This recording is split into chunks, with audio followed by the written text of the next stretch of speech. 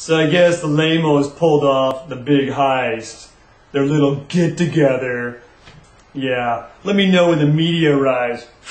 That's gonna happen. Come on. So, I just want to let you know, that lame party's nothing, because next week, you're all invited to my place, because everybody's gonna forget about that whole party and never remember this the rest of their lives next week. So come on over to my house. Oh. All I did last night at that party was sit on the bed and drink champagne. What kind of frou-frou drink thing's that? All I know is that champagne gives me a giant headache. I can't drink that stuff. Next time I'm drinking beer. Oh, the cops came to the party last night. My hair's a mess. My cheerleading career is probably in shambles. I don't know what I'm going to do. I got to talk to the other girls about how much trouble we're in. I can't go out with anybody that adventurous ever again. No more Navy SEALs for me. Skydivers. Nothing. I'm going to marry, like, a banker. This has just changed my whole outlook on life. Oh, all right. I got to go. So the party was real fun.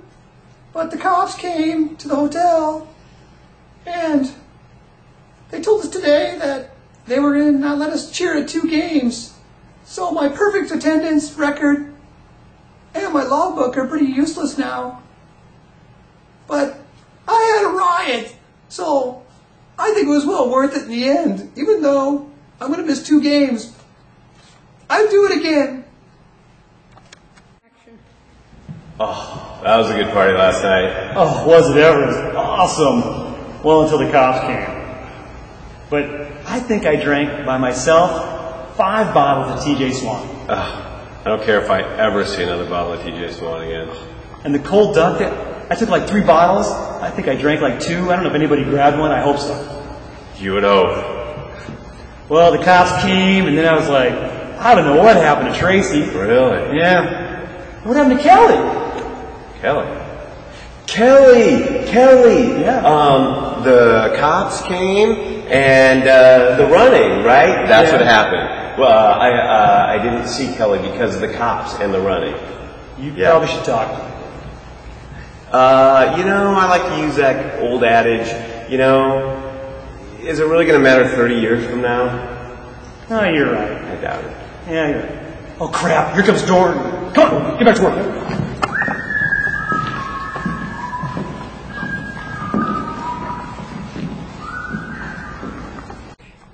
So the party was a lot of fun last night. Well, until the cops came to the rooms and kicked us out. But me and my sister, we walked around the pool, and they have palm trees there. It was almost like it was California. But I guess now people are saying that we were up in the palm trees, me and my sister, not wearing any clothes. And I just want to make sure that everybody, I'm going to go around right now and tell everybody that that's a rumor and that's not true, because the last thing I want is a rumor like this that will never die, that we were swinging in palm trees naked. So I got to go take care of that right now, because I don't want it to grow into something that gets like out of hand 30 years later. Okay, bye. So that was quite a party last night. Oh. If I don't see another cigarette or Budweiser ever again, I don't think that would really hurt my feelings. But the great part is that the label thing went over huge. Everybody was doing it, and I was like the master of ceremonies at that place. And the great part is, I'm sure we won't get in any trouble for those labels. But they come right off without scraping or sanding or anything. So, alright, I gotta get going home and get back to bed. So, thanks a lot for having me. So hey, I was just looking through my 1979 yearbook class and thinking about a bunch of things that happened in that class. There's a lot of memories I have, and I'm sure you have a lot of memories also. I remember things that the Yale Club was disbanded in our year, the homecoming float got disbanded because of accidents or incidents. I remember a lot of people in my yearbook. Cash Winther, who somehow talked me into throwing a cherry bomb out the window in 6th grade. He said it was okay if I lit it somehow, and he threw it. That would make it, I was basically innocent.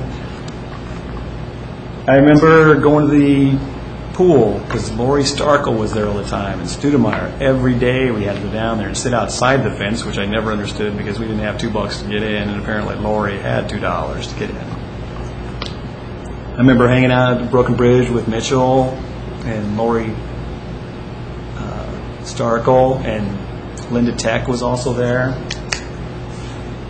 I remember when Kevin Starkle and I drove home one night, and we hit a mobile home. We hit the ditch and we crashed into a mobile home. Punched a big hole right where 2 people were sleeping in their bedroom, and we tried to get away. And of course the cops got us, and somehow Starkle tried to talk me into saying I was the one driving. Well, I didn't let him do that. I remember Melissa Sorensen. I still think she had the longest hair ever. I think her and Tony Opplinger were having a competition on who had the longest hair. And I remember Tom Meyer. He always owned the truck with the biggest tires that I've ever seen. And to this day, I don't think I've been in a taller truck. And I remember things I wish would have happened, like I wanted to see Tony Opplinger and Donnie Bertetic, the 2 fastest people in our school, race one day to see who was the fastest person in the school. But I'm sure Terry Kurtenbach and Kurt Monson would have some issue with that, being that they went to track and won Class A championship. So, there's a lot of things I wish would have happened, a lot of things that did happen. I'm surprised, people like Chuck Sintek became a dentist when he drank more beer than I ever remember. I didn't think he cared about his teeth, and that's all he does now is care about teeth. But there was one incident that really kind of has stuck in my head for a long time, and I don't really know if there's a lot of facts that come out about it. You probably all know it. I don't know if there was a lot of rumors that became facts and facts that became rumors. But I thought a good idea may be to go back to Norfolk and see what happened that night. So the sitting we have here, we're sitting here in a hotel, and that seems like the right place to start this story because that's where my story and my memory has ended, basically in the lobby of a hotel in Norfolk. So I think we'll go back, get in the truck, and we'll head back to Norfolk, and we'll see what we can find out. If there was a bunch of innuendos, rumors that are true and not true, and we'll go on a fact-finding mission. So I think you'll enjoy it. I know I'm going to, because I want to find out the facts. So grab your yearbook. Oh, wait a minute, you probably don't have it anymore, but grab whatever you can, and let's head on out.